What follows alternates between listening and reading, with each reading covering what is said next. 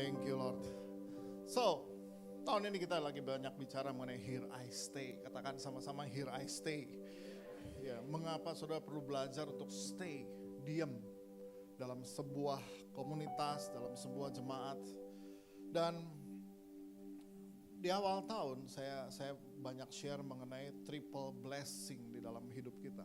Bahwa ada 3 berkat yang sebenarnya Tuhan janjikan buat kita bisa hidupi. Hari ini saya mau share dengan satu judul, yaitu House of Prayer. Ya, mengenai rumah doa. Nah, mengapa kita perlu lihat apa yang disebut dengan House of Prayer? Kita lihat firman Tuhan dulu, janji mengenai 3 berkat yang harus ada dalam hidup ini. 3 Yohanes 1 ayat yang ke-2. Di 3 Yohanes 1 ayat yang kedua. Coba kita baca ayatnya sama-sama. 3 Yohanes 1 ayat yang kedua, kita baca sama-sama. 2, 3. Saudaraku yang kekasih, aku berdoa semoga engkau baik-baik dan sehat-sehat saja dalam segala sesuatu, sama seperti jiwamu baik-baik saja. Saudara, kalau baca ayat ini kayaknya klise banget ya. Kayak kita ketemu orang, oh apa kabar? Baik. Gimana sehat? Baik. Gimana usaha? Baik. Gitu kayaknya semua oke, everything oke.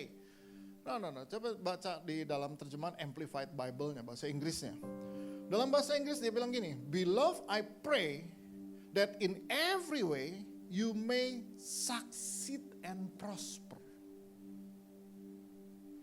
Berapa banyak di sini yang pengen hidupnya succeed and prosper? 1, 2, 3, 4, 17. Yang lain udah beres ya. Succeed and prosper. Kita ini nomor 1 dibilang, Beloved, I pray that in every way you may succeed and prosper. Wow. Bahwa kita didoakan dan berdoa supaya kita ini sukses dan makmur. Ini yang bilang siapa? Firman yang bilang. Lalu apa lagi? And be in good health. Ya, katakan sama-sama good health. Ya, sehat physically. Just as I know your soul prosper spiritually. Jadi saudara, 3 berkat yang Tuhan janjikan di sini, 1 adalah saudara berlimpah prosper di dalam jiwamu dulu. Baru kemudian saudara good health. And then yang berikutnya adalah succeed and prosper.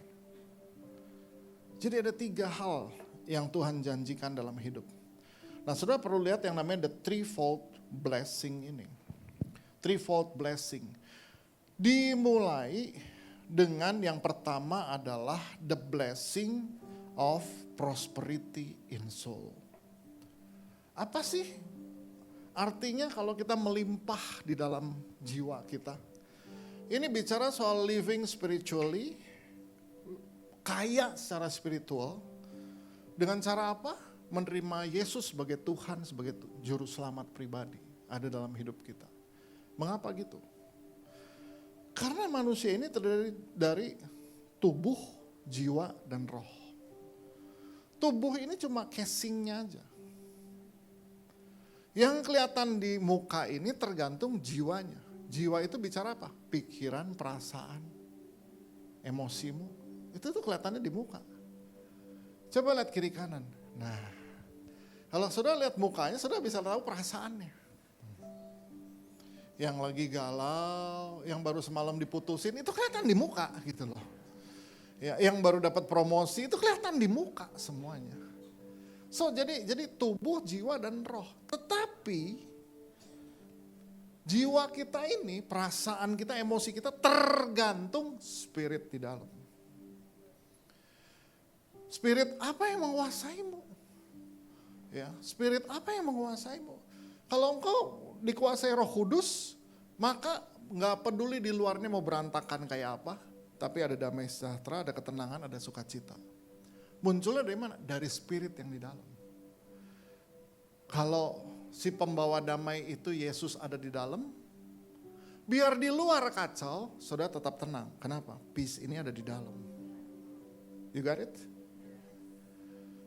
Kemarin ini di grup WhatsApp teman saya, alumni dari ITB, bahas karena sekarang di ITB ada kasus mahasiswa bunuh diri. Baru nih. Jadi kita ini yang kuliah di ITB angkatan 1987 gitu tuh. Siapa di sini udah lahir tahun 1987? Nah itu tuh saya baru masuk kuliah. Dia bilang, how come anak mahasiswa sekarang bunuh diri di ITB? Kenapa katanya? Stres kuliah. Wah itu ramai pembahasannya. Kenapa bisa stres kuliah hari gini? Udah kredit semesternya cuma 140, zaman kita 160. Lulus 5 tahun itu cum laude. Lulus 4,5 tahun itu summa cum laude. 4 tahun lulus magna cum laude. Rata-rata lulus berapa tahun? 7 tahun. 8 tahun, 9 tahun. Normal kita dulu lulus segitu.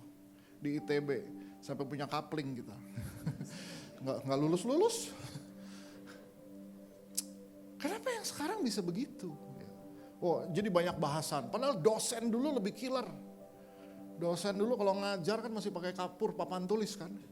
Begitu dia tanya kita, kamu jawab gini, nggak bisa, lempar. Coba sekarang ada dosen begitu, viral. Iya, zaman dulu paper kita diambil apa ini, dirobek depan kita, dibuang dari lantai 2. Ya Tuhan, kok kita nggak bunuh diri ya katanya dulu.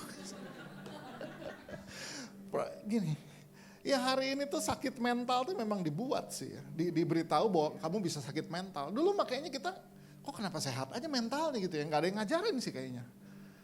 Tapi intinya adalah begini. Apapun situasi di luar kamu, kalau di dalamnya ada raja damai itu, tetap peaceful. Wow. Wah, bilang kiri kanan kamu mesti punya Roh Kudus. Aduh. Ya. Nah, mari sekarang kita melihat house of prayer. Mengenai house of prayer ini. Mari kita lihat apa yang firman Tuhan katakan di Yesaya 56 ayat ke-7. Yesaya 56 ayat 7 bilang begini. Mereka akan kubawa ke gunungku yang kudus dan akan kuberi kesukaan di rumah doaku. Aku akan berkenan kepada korban-korban bakaran dan korban-korban sembelihan yang dipersembahkan di atas mezbahku. Sebab rumahku akan disebut rumah doa bagi segala bangsa. Lihat, ayatnya bilang apa? Pertama, mereka umat Tuhan itu akan diberi kesukaan di mana? Di rumah doa. Artinya gereja Tuhan harus menjadi rumah doa supaya ada apa? Kesukaan di situ. Kenapa mereka bisa punya kesukaan? Karena ada sukacita, ada damai sejahtera. So, kadang-kadang gereja Tuhan udah bukan jadi tempat kesukaan lagi, tapi tempat orang malah kecewa dan kepahitan. Ngeri banget, nggak boleh gitu harusnya. Yang kedua dibilang, berkenan pada korban-korban bakaran. Ketika ada korban yang dipersembahkan dan Tuhan berkenan, hadirat Tuhan nyata di situ. Ini yang perlu terjadi dalam hidup kita. Kita bisa rasa hadirat Tuhan. Everywhere di hidup kita. Setiap hari kita bisa rasa Tuhan hadir dalam hidup kita. Nah, yang ketiga dibilang rumah doa bagi segala bangsa. Artinya rumah Tuhan itu harusnya menjadi tempat Injil diberitakan. Segala bangsa boleh datang sama Tuhan. So, tetapi apa yang terjadi hari ini dengan rumah Tuhan? Firman Tuhan katakan rumah Tuhan sudah menjadi a hangout for thieves. Udah menjadi tempat berkumpulnya para penyamun, para pencoleng, para pencuri. Nah, apa yang dimaksud a hangout for thieves? Ada satu peristiwa di Injil Matius pasal 21, di ayat 12. Suatu hari Yesus, dikatakan di sini, lalu Yesus masuk ke bait Allah dan mengusir semua orang yang berjual beli di halaman bait Allah. Ia membalikan meja-meja penukar uang dan bangku-bangku pedagang merpati. Suatu hari Yesus masuk ke bait Allah dan dia melihat bait Allah, rumah Tuhan penuh dengan bangku-bangku, ada kios-kios Di sini ada meja-meja penukar uang. Yesus lihat di rumah Tuhan ada money changer. Kenapa sampai di bait Allah ada money changer? Karena yang datang ke bait Allah itu bangsa-bangsa dari banyak bangsa, mereka datang mau menyembah Tuhan. Nah, mereka datang dan mereka memberikan persembahan. So, persembahan di situ juga dijual, boleh bawa merpati, boleh bawa domba kalau uangnya lebih. Kalau uangnya banyak boleh beli sapi, lembu.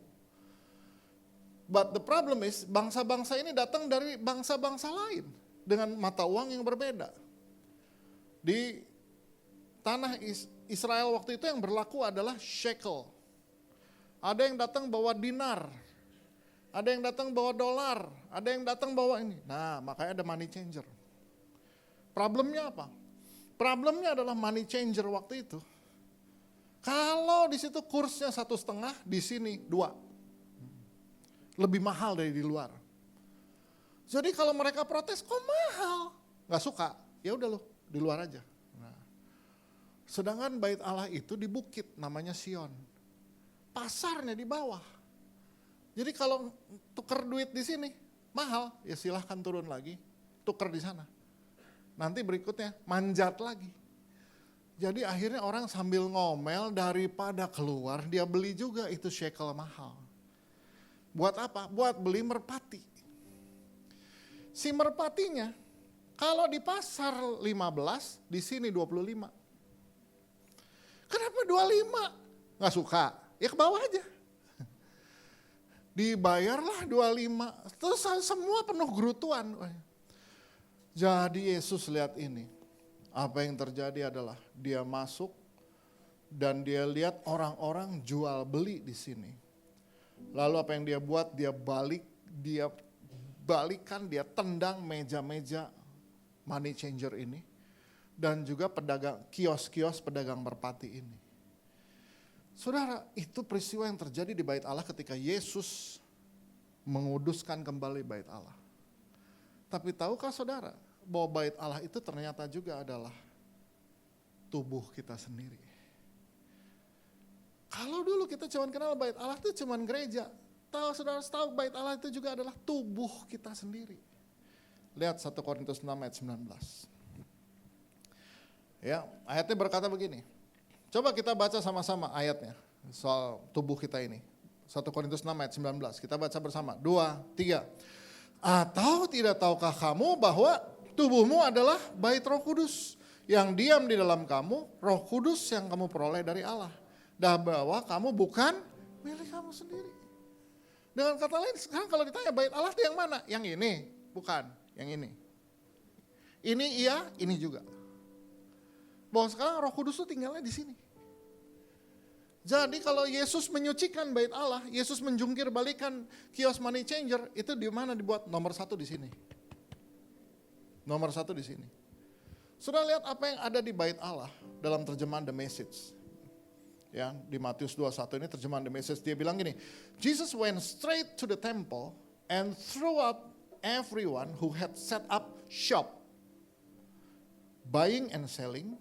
He kicked over the table of loan shark and the stalls of dove merchants. Saudara, hari-hari bait Allah ini, tubuh ini, pikiran kita ini, itu udah penuh dengan pemikiran jual beli di sini. Jadi apa yang terjadi dalam hidup kita adalah business in the house of the Lord. Saudara tahu di dalam bisnis, selalu 3 hal yang kita pikirin. Kita selalu pikir mengenai capital, modal. Kita selalu pikir mengenai strategi. Kita pikir selalu mengenai competition. Betul gak? Kalau bisnis kan 3 ini aja kan. Kenapa lo bisnisnya gak maju? Ya gue kalah capital, kalah modal. Si itu modalnya lebih gede. Oke. Strategi, strateginya kurang bagus, marketingnya kurang bagus. Wow, bisnis. Yang ketiga, kenapa kalah sama kompetitor? Ya dia lebih semuanya. Capitalnya lebih, strateginya lebih, ya gue gak bisa apa-apa. Tiap hari otak kita dalam hidup isinya cuma ini.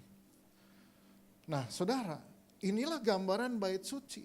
Yang harusnya tempat di mana Tuhan bisa buat sesuatu, tapi penuh dengan yang namanya pemikiran mengenai modal, strategi, kompetisi.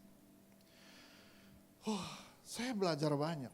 Terus terang, sebagai pendeta dari tahun 96 sampai hari ini. Saya udah pelayanan dari 92 bikin bangun persekutuan doa. 96 mulailah jadi youth pastor. Sampai ke hari ini. Bayangkan, 30 tahun saudara. Saya di dunia pelayanan. Tapi terus terang, paradigma saya, cara berpikir saya terus terang tergoncang kemarin waktu saya ke Korea. Bulan Januari kemarin. Kebetulan Pastor Yudi dan Ibu Noni ikut. Kenapa sih? Karena saya lihat gimana paradigm shift. Saya ngalami paradigm shift karena saya lihat mega church di Korea. Itu ya, yang namanya mega church di Korea. Gereja di Korea, gereja terbesar di dunia itu namanya Yuido Full Gospel Church. Di Yuido Full Gospel Church ini jemaatnya berapa? 900.000. Lalu itu data tahun 2024. Tahun 2024 mereka baptis orang berapa? 60.000. Sedangkan itu gereja, jauhlah dari kata kreatif. Pendeta pokoknya cuma pakai jas hitam, kemeja putih. Dasi aja yang ganti kalau nggak biru merah. Oh ya, bunga, jangan lupa bunga hidup di kantong kiri. Khotbah, nggak ada ekspresi. Datar. Hamsamida. Paramida. Saya dengar, ya tuh. Ini kalau mimbar segini nih, dia nggak pernah geser. Benar-benar lurus, datar. Catatan khotbahnya, panjangan saya daripada dia. Dia benar-benar khotbah datar. Sekali-sekali diberi penekanan kalau dia udah mulai. Itu saya tanya ke anak saya yang sekolah di Korea, itu apa sih setiap kali dia. Oh itu penekanan, Dad. Jadi kayak lagi dia bilang, kamu itu sangat. Nah itu dalam bahasa Korea tuh gitu. Jadi kamu. Jadi kamu harus tahu kalau saya udah mulai terlaluan. Benar-benar, LED nggak ada. LED cuman warna, tulisan ayat, titik. Waduh ini sih ada grafisnya, ada apanya. Pertanyaannya kita udah jungkir balik. Yang dibaptis berapa 2024? Berapa? Hafal nggak? Berapa? 4. Oh 40. Puji Tuhan 40, coba 4, saya langsung mengoyakkan jubah di sini.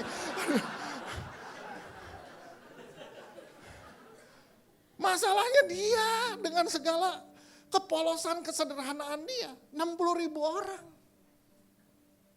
Kuncinya di mana? Kuncinya yang di mana? Gitu loh. Ternyata memang kita ada di sana tuh untuk 1 minggu.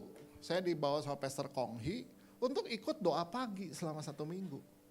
Doa pagi mereka itu 2 minggu di awal tahun. Doa pagi jam 4 sampai jam 6. Untuk bisa doa pagi jam 4, berarti kita bangun jam 2.30. Selesai semuanya jam 3, 3.30 udah di lobi hotel. 3.45 udah di lobi gereja. Dan kita masuk ke sana.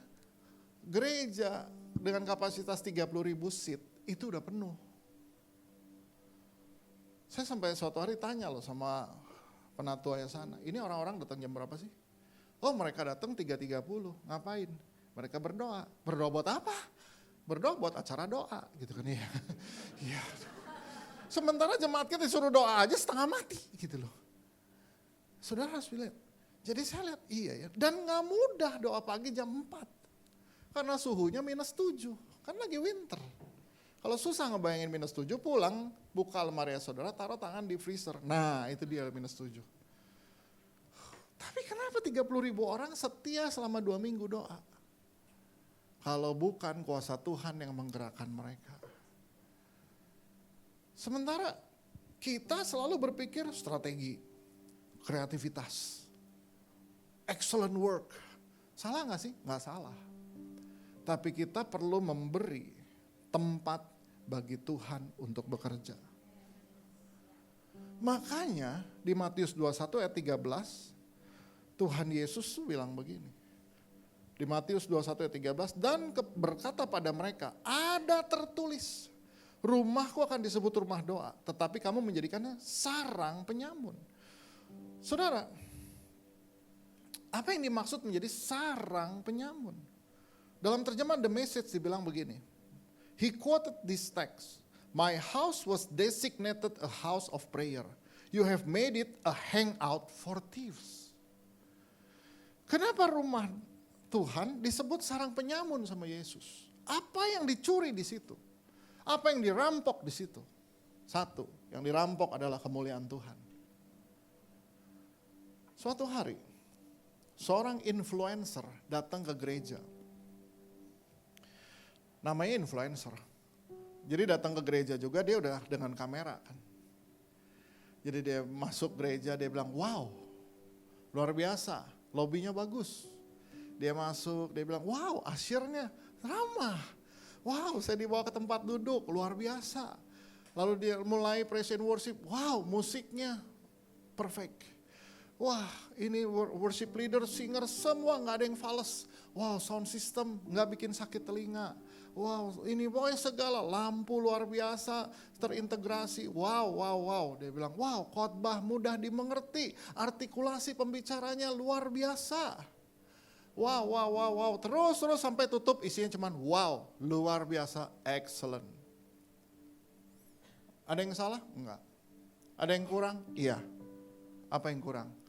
Enggak ada Roh Kudus dan Yesus di situ. You got it? Artinya apa? Sistem operation prosedur bisa bikin semua bagus. Enggak perlu Roh Kudus, enggak perlu Yesus. Dalam hidup kita, capital kuat, strategi bagus, kompetisi pasti menang. Enggak perlu Tuhan. Makanya kadang-kadang Tuhan goncangkan hidup kita supaya sadar lu perlu Tuhan. Saudara lihat, kalau dibilang my house was designated a house of prayer, artinya itu harusnya yang dominan di situ house of prayer itu yang dominan apa? Kalau rumah makan ya yang dominan makan, benar nggak? Ada musik di situ, boleh nggak? Boleh, tapi makan dominan. Ngobrol di situ boleh nggak? Boleh, tapi makan dominan. Suatu hari saya lagi di Jepang, dia bilang, nih makan ramen ini kak. Tapi makannya sendiri-sendiri, kayak buat orang introvert, susah makan gua. Katanya emang cuma benar sendiri gitu loh. Masuk, terus ditutup kiri kanan gitu kan. Nanti terus itu pesanannya keluar tirai, greg gitu kan. Keluar zet, brek gitu, terus saya mesti sendirian. Makan bisa sih, cuman gak asik aja gitu loh. Karena biasa makan tuh eye to eye gitu kan, lihat orang gitu, gimana apa kabar gitu kan. Tapi intinya adalah begini, kalau rumah doa, mestinya yang jadi apa sih utama di situ apa sih? Doa. Tapi kenapa kita jadi nggak doa? Ya itu tadi, kita sibuk dengan kapital, strategi, kompetisi, gimana nih saya ini, terus kita pikirin. Saudara harus tahu, thief in the house of the Lord, itu dia mencuri kemuliaan Tuhan, dan tempat di mana harusnya Tuhan punya otoritas, dia udah gak punya otoritas lagi. Di mana harusnya Tuhan bisa kerja, di situ dia udah gak kerja lagi. Mari kita lihat terjemahan berikut. Dia Matius 21 ayat 14. Maka datanglah orang-orang buta dan orang-orang timpang kepadanya dalam bait Allah, dan mereka semua disembuhkannya. Jadi setelah itu meja money changer, meja bangku merpati disingkirkan. Masuk orang buta, orang timpang, orang sakit itu, dan Yesus menyembuhkan mereka. Kesimpulannya begini, mujizat terjadi di situ. Tapi sebelumnya kenapa itu gak terjadi? Karena penuh sama jual beli di situ. Nangkep gak saudara? Tadinya itu penuh sama pasar jual beli. Tapi begitu disingkirkan, maka orang sakit, orang buta, orang timpang masuk situ, dan mujizat terjadi di situ. Kenapa gak ada mujizat di rumah Tuhan? Karena penuh dengan jual beli di situ. Kenapa gak ada mujizat dalam hidup kita? Semua kita pikirin sendiri di sini. Dalam terjemahan The Message-nya bagus. Matius 21 ayat 12-14. Dibilang begini, now there was room for the blind and crippled to get in. They came to Jesus and he healed them. Now there was room for blind and crippled to get in. Ketika saya baca ini, tiba-tiba air mata saya jatuh di meja. Saya teringat cuman satu lagu yang I will make room for you to do whatever you want to. Tahu lagu itu? To do whatever you want to, I will make room for you. Kenapa kita mesti bilang I will make room? Karena seringkali there is no room for God dalam hidup kita. Ntar, gue lagi pikirin ini dulu. Ayo kita doa aja, tenang. Kalau udah berhasil gue doa. Ngapain doa kalau udah berhasil? No room for God dalam hidup kita. Penuh jual beli di sini. Ntar ya, mikir dulu nih, modal dari mana nih, ini semua dari mana. Gak semua bisa kita pikir dan selesai. Make room for God. Saudara, sering kali istri saya bilang gini, aduh gimana ya. 7 tahun lagi aku pensiun, istri saya kan pegawai negeri. 7 tahun lagi aku pensiun, nih anak nomor 3 masih ada, masih bakal kuliah.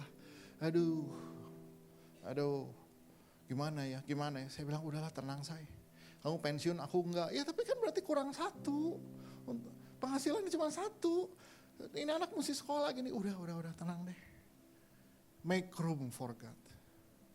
Kapan ada room? Ketika kebutuhan kita 10, kemampuan kita 6, berarti ada room buat Tuhan. Ketika kebutuhan kita 10, kemampuan kita 4, berarti ada room buat Tuhan. Kamu gak bisa tutup yang 6, tapi Tuhan bisa tutup. Ada amin gak saudara? Kasih tepuk tangan dulu dong buat Tuhan kita yang luar biasa.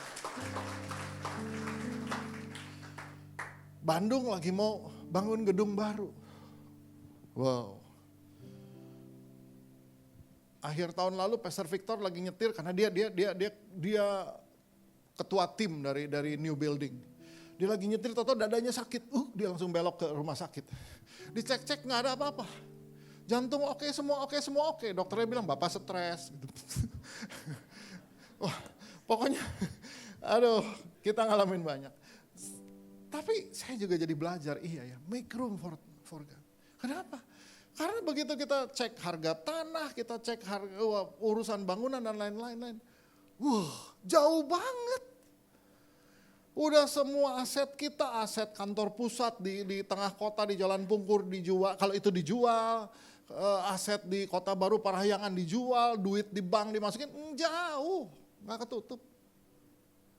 Dan disitulah berarti dari kekurangan ini ada ruang buat Tuhan kerjakan.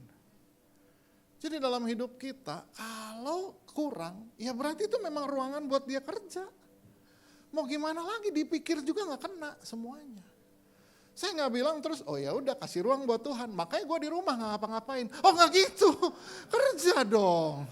Tetap kerja, usahakan yang terbaik, tapi kalau kurang, ya Tuhan masih mesti kerjain ini. Terus gimana caranya Tuhan kerja? Nah, mari kita lihat yang terakhir. Your joy will be complete. Your joy will be complete. Sukacitamu akan penuh, dibilang begitu. Yohanes 16, ayat 23 dan 24. Dibilang begini, dan pada hari ini kamu tidak akan menanyakan apa-apa kepadaku. Aku berkata kepadamu, sesungguhnya segala sesuatu yang kamu minta kepada Bapa akan diberikannya kepadamu dalam namaku. Sampai sekarang kamu belum meminta sesuatu pun dalam namaku. Mintalah maka kamu akan menerimanya. Supaya apa katanya? Penuhlah sukacitamu. Saudara, mengapa kita perlu berdoa? Supaya kita tahu bahwa doa kita dijawab Tuhan. Dan itu dampaknya apa? Ada sukacita dalam hidup. Gua doa dan Tuhan jawab loh. Makanya kita penting banget untuk selalu kumpulin semua praise report. Apa itu praise report? Kita lihat. Kita doa ini Tuhan jawab, kita doa ini Tuhan jawab. Berarti Tuhan itu ada. Berarti Tuhan itu hidup. Ada amin gak saudara? Iya dong. Come on. Memang Tuhan bukan mesin dispenser. Tapi kita belajar bahwa dia Tuhan yang hidup. Kita bisa bicara sama dia dan dia jawab kita. Itu yang membuat kita bersuka cita. Saya udah ikut Tuhan dari 1984 sampai hari ini. 40 years saya kenal Yesus. Dan saya tahu dia hidup. Saya berdoa dan Tuhan bilang, ini jawabannya. Bisa ya, bisa tidak, bisa tunggu. Dan dia selalu jawab itu. Come on. Kalau pikiran kita selalu isinya adalah modal, kepandaian, kekuatan, ya, capital, strategi atau competition. Maka Tuhan gak punya ruang buat kerja di situ. That's why we need to pray. Bilang kiri kanan, you need to pray. Yeah. Modalmu gak akan pernah selalu cukup. Kepandaian kita gak bisa membahas ini semua isu yang ada di hidup. Kekuatan kita terbatas untuk bersaing dengan yang lain-lain. Cuman satu, we need to pray. Come on, you got something this morning? Yeah. Again, firman Tuhan bilang bahwa kamu naik kuda cepat, tapi pengejarmu akan berlari lebih cepat lagi. Kuda-kudanya lebih bagus lagi. Dulu saya orang yang mengandalkan creativity, kepandaian, strategi, tim, come on, ayo, come on. Gitu loh. Gimana supaya youth mau datang sama Tuhan? Bikin basket, bikin apa, dengan semua creativity. It's good. Tapi saya tahu, satu titik Tuhan bilang, make room for me. Hari ini tiba-tiba saya lihat kegerakan di mana anak-anak muda datang doa pagi. Saya tahu kalau bukan Tuhan, gak mungkin itu terjadi. Anak-anak muda datang doa pagi, jam 6 pagi. Every single week. Kalau di Bandung setiap minggu, atau setiap Sabtu. Jam 6 pagi sampai jam 7. Kalau bukan Tuhan, itu gak mungkin terjadi. Bahkan saya baru terima report, ini sekarang mereka bangun doa pagi di sekolah-sekolah. Jadi mereka udah ke sekolah jam 6 pagi. Lalu pembimbingnya udah ada di sekolah itu. Mereka berdoa dari jam 6 sampai 6.30 di sekolahan. Dan beberapa suka pinjam mobil. Kenapa? Karena dilarang berdoa di sekolah. Saudara bisa bayangkan gak? Dilarang berdoa di sekolah. Jadi mereka berdoa di mobil. Tadi dalam perjalanan dari stasiun Wus ke sini saya ngobrol, ada Pastor Brian, ada Pastor Arlen. Oh, one day kayaknya kita bisa bikin ya, power wagon. Satu minibus kita sulap kursinya untuk doa di dalam. Dia bisa keliling dari sekolah ke sekolah every single day.